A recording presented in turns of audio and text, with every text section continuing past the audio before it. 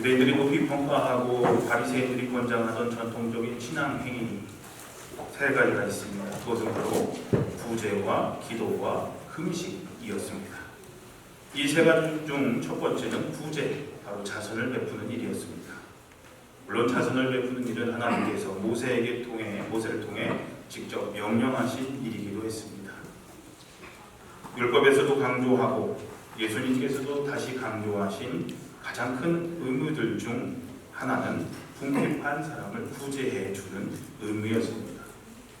그런데 유대인들 중 어떤 사람들은 자선을 베풀면서 그것을 통해 사람들에게 칭찬을 받으려고 회당과 거리에서 나팔을 들고 많은 사람이 보는 데서 자선을 베풀었던 것이었습니다. 그러나 그들은 자기네 상을 이미 다 받았다라고 주님은 말씀하셨습니다. 그리고 주님은 너는 구제할 때에 내 오른손이 무엇을 하는지를 왼손이 모르게 해야 한다라고 말씀하십니다. 즉 은밀하게 구제해야 한다라고 말씀하셨습니다. 마태복음 25장 31절에서 46절에는 그 유명한 최후의 심판 비유가 나옵니다. 그 중에 37절에 보면 이런 말이 나와요. 그때의 의인들은 대답하여 말하기를 주님 우리가 언제 주께서 줄이신 것을 보고 잡수실 것을 드리고 목마르신 것을 보고 마실 것을 드리고 나그네 되신 것을 보고 영접하고 헐벗으신 것을 보고 입을 것을 드리고 언제 병드시거나 감옥에 갇히신 것을 보고 찾아갔습니까? 할 것이다 라고 말씀합니다. 이 의인들의 공통점은 하나님께로부터 의롭다라고 인정받는 사람들의 공통점은 자기들이 선한 일을 행하고도 그것을 자신이 행했는지를 모른다는 것입니다. 그러나 반대로 악한 자들은 자기들이 알았으면 왜 선을 행하지 않았겠느냐라고 주님이 보시는 앞빛이라면 마땅히 했을 것이라고 큰 소리치면서 스스로 위선자인 것을 드러낸다는 겁니다. 마태복음 25장 이어서 44절에 그때의 그들도 대답하여 말할 것이다. 주님 우리가 언제 주께서 굶주리신 것이나 목마르신 것이나 나그네 되신 것이나 헐벗으신 것이나 병드신 것이나 감옥에 갇히신 것을 보고도 돌보아 드리지 않았다는 것입니까? 라고 얘기한다는 겁니다. 실제로는 매일의 삶 속에서는 불쌍한 이웃들에게 빵 한 조각 주지 않고 물 한 잔 주지 않고 돌아보지도 않았으면서도 남들 보는 앞에서는 그런 척 하는 사람들을 향해 예수님께서는 저주받은 자라고까지 말씀하셨습니다. 그러므로 남들에게 보여주기 위해서 자선을 행하고 자기의 선행에 만족한 나머지 선행 안에 들어있는 교만을 깨닫지 못한 채 선행을 베푼다면 그들은 결탄코 상을 받지 못할 것이라는 말씀이었습니다. 그러면서 오늘 본문에서 너희 구제를 은밀하게 하라고 말씀하십니다. 왜요?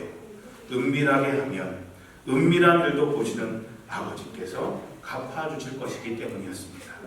너희 아버지가 그것을 분명히 갚아주신다는 겁니다. 마태복음 6장에는 이런 표현이 3번 나옵니다. 6장 4절과 6절과 18절입니다. 사랑하는 성도님들, 진정한 제자는요 하나님의 자녀로서 자기 과실을 포기하는 삶을 사는 사람들입니다. 진정한 제자는요 자기 자신이 하나님의 자녀인 것을 알기 때문에 선한 일을 행하고도 그것을 전혀 드러내지 않는 사람들을 말합니다. 심지어는 자신의 선함을 계산하는 기억까지 있는 사람들을 말합니다. 그런 사람들은 은밀한 일을 보시는 하나님께서 갚아주실 것이고 그런 사람들을 통해서 하나님께서는 하나님의 나라를 이루어 나가신다는 것입니다. 우리 배단위가 그런 공동체가 되었으면 좋겠습니다. 우리가 서로가 서로에게 선을 행하며 우리가 우리의 이웃에게 선을 행하되 계산하지 않는 우리 모두가 되었으면 좋겠습니다. 그럴 때 분명히 우리 배단위 교회를 통해서 하나님의 나라가 이루어갈 줄로 믿습니다. 유대인들이 반드시 행해야 되는 의무로서의 선한 3가지는 구제와 기도, 금식이라고 말씀을 드렸습니다. 두 번째로 오늘 본문에서 예수님께서는 참된 기도는 대체 어떤 것인지 우리에게 가르쳐주고 계십니다. 3가지 중에서 구제와 금식에 대한 가르침이 비교적 짧은데 비해서 기도에 대한 가르침은 제법 긴 말씀을 담고 있습니다. 이 가르침 안에, 이 기도에 대한 가르침 안에 그 유명한 주기도문이 주님이 가르쳐주신 기도가 들어있는데 우리가 다음 주부터 이 말씀을 살펴보려고 합니다. 오늘 본문은 서론적으로 참된 기도는 어떤 것인지 가르쳐주고 있습니다. 예수님께서는 기도하는 것 자체를 금하고 있지 않습니다. 예수님께서는 분명히 예수님 자신도 기도하는 시간을 가지셨을 뿐만 아니라 제자들에게도 기도할 것을 요구하셨습니다. 또한 예수님께서는 십자가를 앞에 놓고 겟세마네 동산에 올라가셔서 참으로 간절한 간구의 기도를 드리셨습니다. 마태복음 26장에 보니까 나의 아버지 하실 수만 있으시면 이 잔을 내게서 지나가게 해주십시오. 그러나 내 뜻대로 하지 마시고 아버지 뜻대로 해주십시오 라고 기도하죠. 그리고 예수님께서는 제자들에게도 간구의 기도, 청원 기도를 드리라고 명령하셨습니다. 구해라, 그리하면 하나님께서 너에게 주실 것이다. 찾아라, 그리하면 너희가 찾을 것이다. 문을 두드려라, 그리하면 하나님께서 너에게 열어주실 것이다. 구하는 사람마다 얻을 것이요 찾는 사람마다 찾을 것이요 문을 두드리는 사람에게 열어주실 것이다 라고 말씀하셨습니다. 자, 그렇다면 우리는 마땅히 기도해야 합니다. 하나님 앞에 간구하는 기도를 우리는 드려야 합니다. 그래서 유대인들도 기도했습니다. 근데 도대체 무엇이 문제였을까요? 열심히 기도한다고 했는데, 남들보다 더 열심히 기도한다고 했는데 문제될 것이 무엇이 있다는 말일까요? 오늘 본문에 보니까 예수님께서는 두 가지를 지적하십니다. 첫째는 기도할 때에 외식하는 자들처럼 하지 말라는 것이고, 둘째로 기도할 때에 이방 사람들처럼 하지 말라는 것이었습니다. 우선 외식하는 자들처럼 기도하는 것은 무엇일까요? 그것은 다른 사람들에게 보여주기 위한 기도요, 자기의 의의를 드러내기 위해 보란듯이 하는 기도를 말합니다. 또한 그것은 남들 보란듯이 내가 신앙생활을 이렇게 잘해놓으라고 자랑하기 위해서 하는 기도를 말합니다. 그러나 그것은 의롭다고 인정받지 못하는 기도라는 것입니다. 그렇다면 도대체 어디서 어떻게 우리는 기도해야 할까요? 예수님이 말씀하십니다. 너는 기도할 때에 골방에 들어가 문을 닫고서 은밀하게 계시는데 아버지께 기도하여라. 그러면 숨은 일도 보시는 내 아버지께서 갚아주실 것이다 라고 말씀하셨습니다. 물론 골방은 꼭 골방이라고 불리는 그 장소에서만 기도하고 다른 장소에서는 일체 기도하지 말라는 뜻으로 쓰인 것이 아니라 하나의 예로 사용되었습니다. 기도할 때 중요한 것은 다른 사람을 곁눈질을 하지 않고, 다른 사람의 눈치를 보지 않고, 다른 사람에게 보여주기 위해 기도하지 않고, 또 자기 도취에 빠지지 않으면서 하나님에 대해서 온 마음으로 온전히 전념하는 것을 말합니다. 이러한 하나님에 대한 전념이 물론 기도하는 장소를 어디에 선택했느냐를 통해서 보장되는 것은 아니다라는 겁니다. 남들에게 보이기 위해서, 자기의 신앙을 과시하기 위해서, 자기의 의로움을 드러내기 위해서 성전이나 회당이나 큰 길 모퉁이에서 기도하지 말고 골방으로 대표되는 일상적인 삶 속에서 은밀하게 기도하라는 것입니다. 따라서 여기 나오는 골방은 단순한 공간적인 개념이 아니라 우리의 삶의 모든 순간마다 우리의 일상적인 삶 속에서 하나님과 만나 대화하고 하나님의 음성을 들으라는 겁니다. 그러면 숨은 일도 보시는 내 아버지께서 갚아주신다는 것입니다. 예수님께서 지적하신 두 번째는 기도할 때에 이방 사람들처럼 빈말을 되풀이 하지 말라는 얘기입니다. 중언부언하지 말라고 오늘 성경에는 기록되어 있죠. 그들은 말을 많이 해야만 들어주시는 줄로 생각한다는 겁니다. 그 옛날 엘리야가 바알 선지자들과 갈멜산에서 싸울 때에 바로 그 바알 선지자들이 바친 기도가 말을 많이 하는 기도였습니다. 하루 종일 소리 지르면서 수백 명의 제사장들이 온갖 기도를 다 했던 것을 우리는 잘 알고 있죠. 바로 이것이 이방인이 하는 기도인 겁니다. 그렇다면 도대체 왜 그들은 기도할 때 말을 많이 할까요? 왜냐하면 그들은 말을 많이 해야만 들어주시는 줄로 착각하기 때문이고, 신을 성가시게 해서라도 내 뜻을 이루겠다라는 욕심으로 하기 때문이며, 또 혹여나 신이 우리의 소원을 모르고 계실까 하여 그분께 가르쳐 드려야 한다라고 생각하기 때문인 것이라는 겁니다. 그러나 주님께서는 분명히 말씀하셨습니다. 그러므로 그들을 본받지 말아라. 하나님 너희 아버지께서는 너희가 구하시기 전에 너희에게 필요한 것이 무엇인지를 이미 알고 계신다 이미 알고 계신다라고 말씀하셨습니다. 그렇다면 우리가 청하기도 전에 하나님께서는 우리의 소원을 이미 알고 계시니까 기도가 필요 없다라는 얘기일까요? 물론 아닙니다. 예수님께서는 우리가 간구의 기도를 드리도록 명하셨습니다. 또한 주님께서는 겟세마네 동산에서 간절한 간구의 기도를 하나님께 드리심으로써 우리에게 참된 기도가 무엇인지 친히 보여주셨습니다. 오늘의 본문은 길고 끈질긴 기도라고 해서 덮어놓고 반대하는 것이 아닙니다. 또 인간이 하나님 앞에 자기 마음을 털어놓는 간절하고 열정적인 기도가 잘못되었다라고 말하는 것도 절대 아닙니다. 여기서 예수님께서 지적하시는 것은 인간이 기도를 하고 기도에 공적을 쌓는 것이 하나님께서 기도를 들어주시는 결정적인 요건인 것으로 보는 그런 식의 기도를 지적하신 것입니다. 즉 내가 기도를 많이 하면 하나님께서 들어주지 않으실 수 없다. 내가 기도를 많이 했으니까 이것이 공적이 되어서 그냥 크레딧을 쌓아서 하나님이 들어주실 것이다 라고 생각하는 것은 옳지 않다라는 겁니다. 사랑하는 성도님들, 참된 기도는 신실하신 하나님의 사랑을 믿고 전적으로 하나님께 맡기는 행위입니다. 그리고 내 뜻이 아니라 나를 통해 이루고자 하시는 하나님의 뜻을 찾는 과정이 바로 기도인 것입니다. 그리고 그 기도는 어떤 특정한 장소, 특정한 시간에만 드려지는 것이 아니라 바로 우리들의 일상적인 삶 속에서 우리들의 매일매일의 삶의 현장 속에서 드려져야 한다는 것입니다.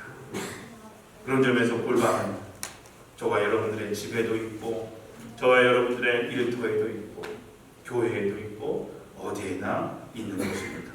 바로 그런 기도를 통해서 하나님은 역사하시고 하나님의 뜻을 우리들의 삶 가운데 이루어 가시는 것입니다. 그리고 이것이 참된 기도인 것입니다.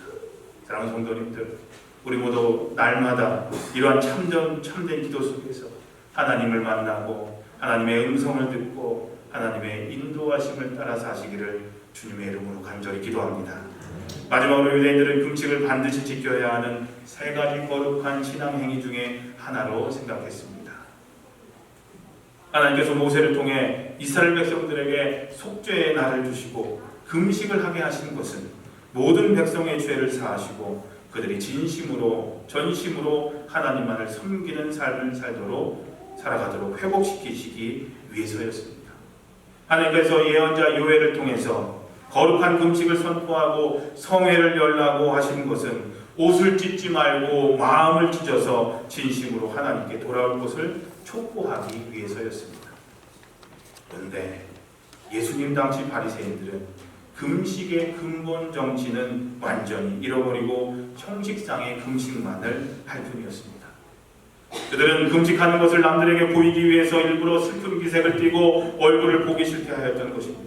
일부러 내가 금식한다는 것을 사람들에게 알려주기 위해서, 자랑하기 위해서 침울한 표정을 짓고 얼굴을 일그러지게 꾸며대는 것이었습니다.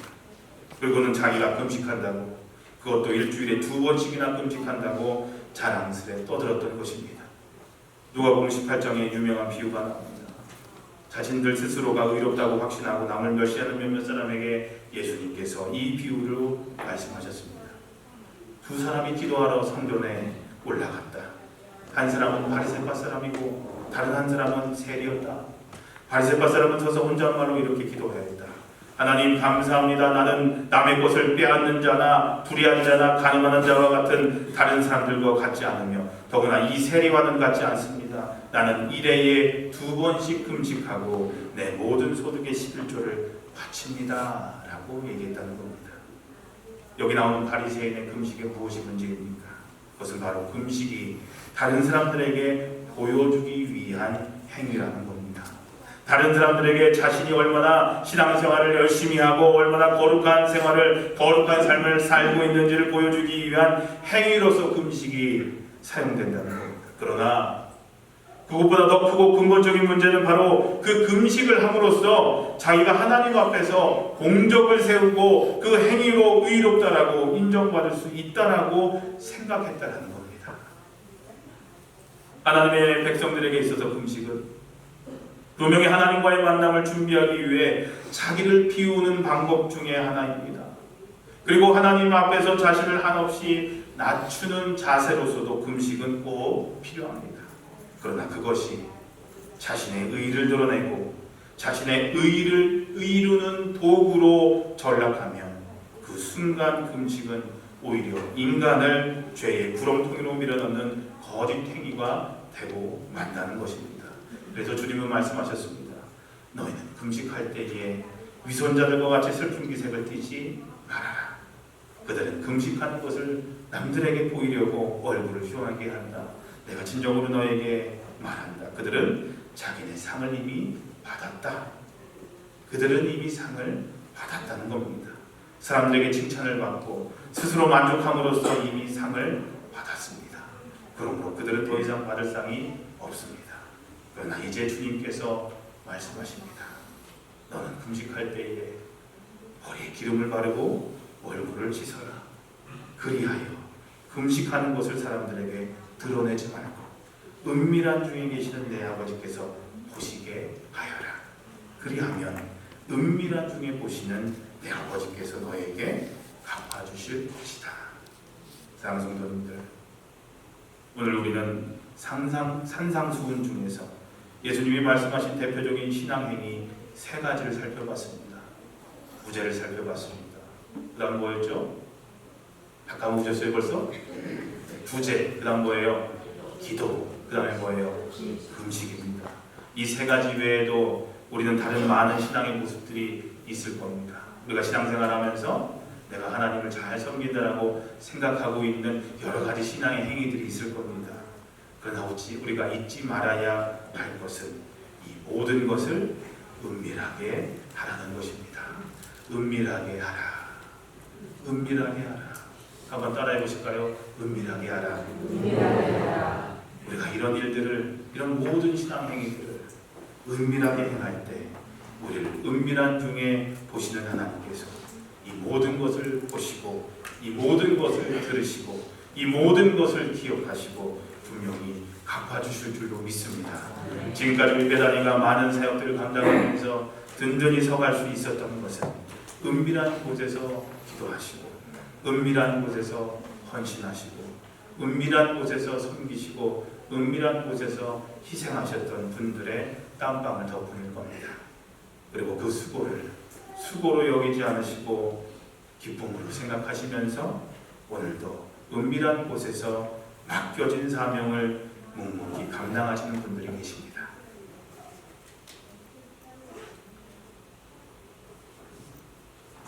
그분들을 생각할 때마다 제가 할 수 있는 일이라고는 기도밖에 없습니다. 저는 갚을 길 없지만 하나님, 저분들의 수고를 갚아 주시옵소서. 우리는 그 수고를 잘 모르지만 이 하나님만은 그 놓치지 않고 그 모든 수고들을 다 보고 계십니다. 사랑하는 성도님들,